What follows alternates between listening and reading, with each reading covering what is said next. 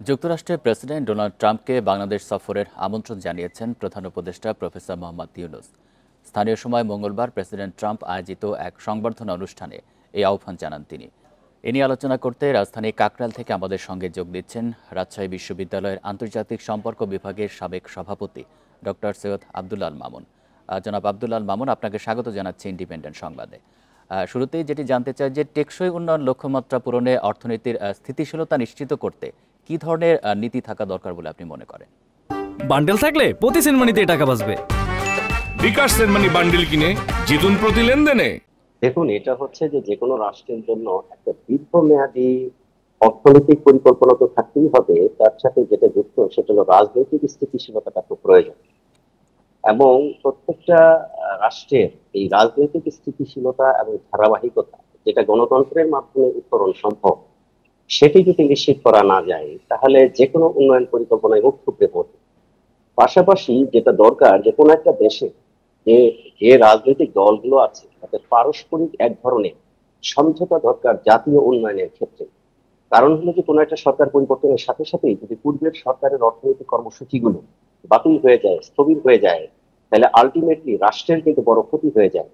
এই জন্য শুধু বাংলাদেশের জন্য নয়, বিশ্বের যে কোনো দেশের জন্য একটা ডেমোক্রেটিক পরিবেশ যদি থাকে এবং বিভিন্ন রাজনৈতিক দল যেগুলো সেই দেশে কাজ করে তাদের মধ্যে যদি জাতীয় ইস্যুগুলোতে ঐক্যমত্য প্রতিষ্ঠিত হয়, যে সরকার পরিবর্তন হবে কিন্তু জাতীয় এই নীতিগুলো পরিবর্তন হবে না, এইটা যদি থাকে তাহলে কিন্তু অর্থনৈতিক উন্নয়নের ধারাবাহিকতা রক্ষা করা দরকার।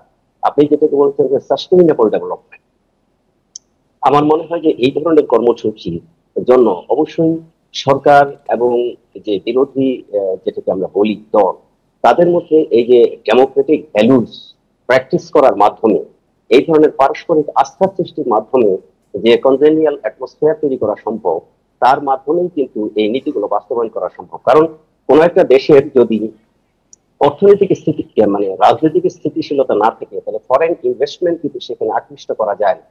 কারণ বাইরের যারা ইনভেস্ট করবেন তারা কিন্তু ওই দেশে তার ইনভেস্টমেন্টটার রিটার্ন কি হবে সেটা নিশ্চিত না হওয়া পর্যন্ত তার তারা মানে কিন্তু রাজনৈতিক স্থিতিশীলতা এখানে খুবই বেশি দরকার। এটা খুব আমরা একটু গাজা প্রসঙ্গে আসি। গাজায় যুদ্ধবন্ধে মুসলিম নেতাদের কাছে নিজের পরিকল্পনা উপস্থাপন করেছেন মার্কিন প্রেসিডেন্ট।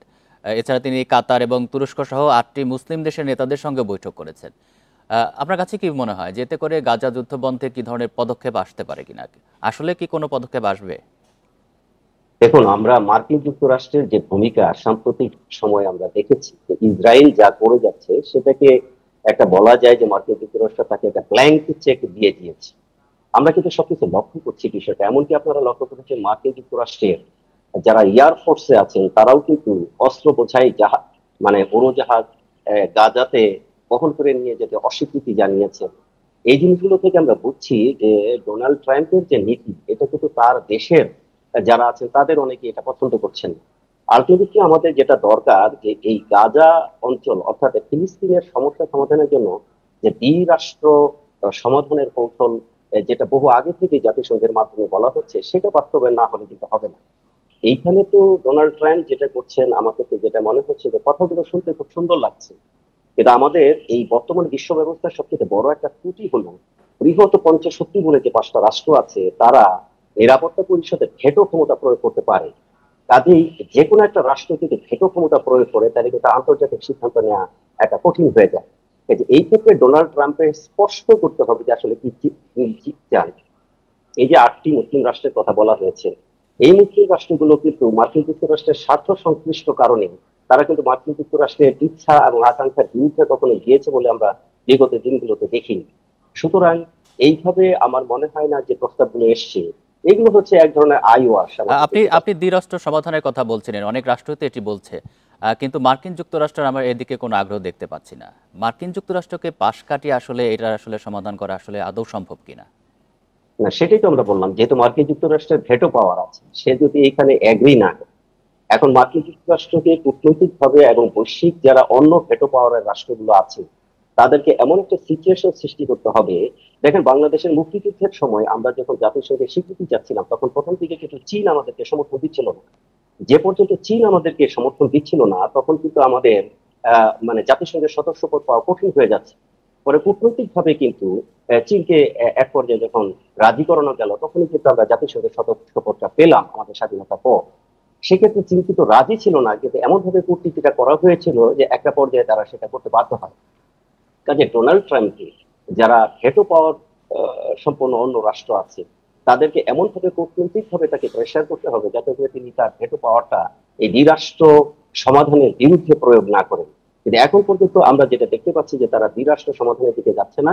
তারা হয়তো যেটা চাচ্ছে, ডোনাল্ড ট্রাম্প কিন্তু নিজেই বলেছে যে ওই জায়গাটা খালি করে দিতে হবে, এবং তিনি এক এক সময় কিন্তু এক এক ধরনের প্রস্তাব দিয়েছেন। তিনি ওখানে বলেছেন ফিলিস্তিনিদের ওখান থেকে সরিয়ে আফ্রিকার কোন জায়গায় নিয়ে যেতে হবে বা এরকম করতে হবে। কাজে আমার মনে হয় যে ডোনাল্ড ট্রাম্পের এখানে সদিচ্ছার অভাব আছে। ইসরায়েলের স্বার্থটাকে তিনি আসলে প্রমোট করছেন। এখন আমাদের যেটা দেখতে হবে যে ডোনাল্ড ট্রাম্পকে বিশ্বের যারা রাজনীতি নিয়ন্ত্রণ করছেন জিওপলিটিকে, সেই যারা কুশীলব আছেন, তাদেরকে এমন একটা বৈশ্বিক কূটনৈতিক অবস্থা সৃষ্টি করতে হবে যাতে করে মার্কিন যুক্তরাষ্ট্র বাধ্য হয় তার ভেটো পাওয়ারটা প্রয়োগ না করে দ্বিরাষ্ট্র সমাধানের দিকেই তারা রাজি হয়। আর আরেকটি বিষয় একটু জানতে চাই যে গাজায় মানবিক সহায়তা নিশ্চিত করতে জাতিসংঘের যে ভূমিকা থাকা দরকার ছিল, সেটা কি আসলে তারা রাখতে পেরেছে? তাদের ভূমিকা আসলে কতটা সফল হয়েছে বলে মনে করেন? এখন যেটা বলবো যে দেখেন, জাতিসংঘ তার কাঠামোর মধ্যে থেকে সর্বোচ্চ চেষ্টাটা করেছে বলতে হবে। জাতিসংঘের অসংখ্য কর্মী এবং অফিসার কিন্তু এই গাজা যুদ্ধে নিহত হয়েছেন। অর্থাৎ ইসরায়েল যেটা করছে, মানে বিশ্বের কোন রকম রীতি নীতি তারা মানছে না। এখন জাতিসংঘের তো এইখানে আমরা ত্রুটি কিছু বলতে পারি না, কারণ জাতিসংঘের যে স্ট্রাকচার, মানে জাতিসংঘ যেটা করতে পারে, একটা প্রস্তাব করতে পারে, কিন্তু সেটাকে বাস্তবায়ন করার জন্য কিন্তু জাতিসংঘের নিজস্ব অর্থায়ন নেই, নিজস্ব সেনাবাহিনী নেই। গ্লোবাল গভর্নেন্সের এই প্রতিষ্ঠানটার এই জায়গায় ত্রুটি আছে। কাজে এবং ডোনাল্ড ট্রাম্প কিন্তু নিজেও বলেছেন যে জাতিসংঘ মানে কার্যকর কাজ করতে পারেনি। অর্থাৎ আমরা যেটা দেখতে পাচ্ছি যে জাতিসংঘকে নিয়ন্ত্রণকারী যে বৃহৎ শক্তি, আলটিমেটলি ক্ষমতাটা তাদের হাতে। সো জাতিসংঘকে এখানে ওই অর্থে দোষ দিয়ে আমরা কিছু করতে পারবো না, কারণ জাতিসংঘকে যারা নিয়ন্ত্রণ করছে সেই শক্তিগুলোই বর্তমানে জাতিসংঘকে অকার্যকর করে রাখছে। মানবীয় কার্যক্রমগুলো জাতিসংঘ চালানোর চেষ্টা করেছে, কিন্তু এইখানে যে বৃহৎ শক্তি মার্কিন যুক্তরাষ্ট্র, তার সাপোর্ট না থাকার কারণে এবং ইসরায়েলকে অন্তত সাপোর্ট দেওয়ার কারণে কিন্তু জাতিসংঘ তার কাঙ্ক্ষিত লক্ষ্যে এখানে পৌঁছতে পারছে না। কাজেই এখানে মানবীয় বিপর্যয়টা ঘটছে। জি, জনাব আব্দুল্লাহ আল মামুন, আপনাকে অসংখ্য ধন্যবাদ দিচ্ছি এতক্ষণ আমাদেরকে সময় দেওয়ার জন্য।